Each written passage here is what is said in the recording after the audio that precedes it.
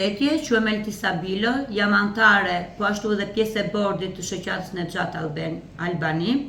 Sot dua të bëj një deklaratë se në ditët e fundit Mariam Raxhavi shkruan me emër falso si Ali Rahmati dhe kanë shtuar përpjekje për të ushtruar presion dhe frikë ndaj individëve të ndryshme që mbështesin ose bashkëpunojnë me shoqatën Nexhat Albania. Këto përpjekje realizohen përmes shkrimeve dhe mesazheve publike që përmbajnë akuza të rënda, kërcënime të nënkuptuara dhe përdorim abuziv të emrave të institucioneve ndërkombëtare.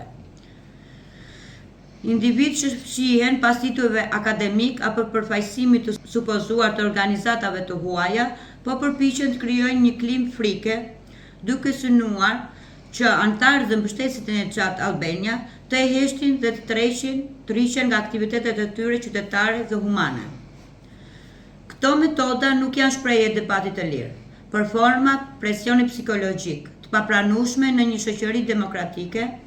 Askush nuk ka të drejtë të shpërndajë akuza penale, të etikojë persona si agent apo kriminal, apo të kërcënojë me pasoja ndërkombëtare, pa prova ligjore dhe vendime gjyqësore.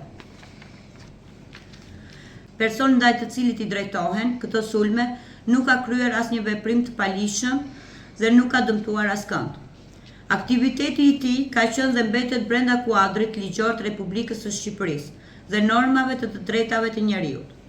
Përdorimi i emrave OKB, Kongresit Amerikan apo institucione të tjera ndërkombëtare pa dokumente zyrtare të publikuara dhe të verifikueshme ngre dyshime serioze mbi vërtetësinë dhe qëllimin real të këtyre shkrimeve. Kjo sjellje ngjan më shumë një fushatë intimidimi sesa një shqetësim të lishëm. Deklarojmë qartë se presionet dhe kërcënimet nuk do të na friksojnë. Askush nuk do të hesh nga shantazhet morale apo psikologjike. Dhe çdo tentativë për të friksuar individ të pafajshëm do të denoncohet publikisht dhe institucionalisht. Nexhat Albania dhe mbështetësit e saj do të vazhdojnë aktivitetet e tyre paqësore dhe transparente, pavarësisht përpjekjeve dhe diskriminimit dhe friksimit. Faleminderit.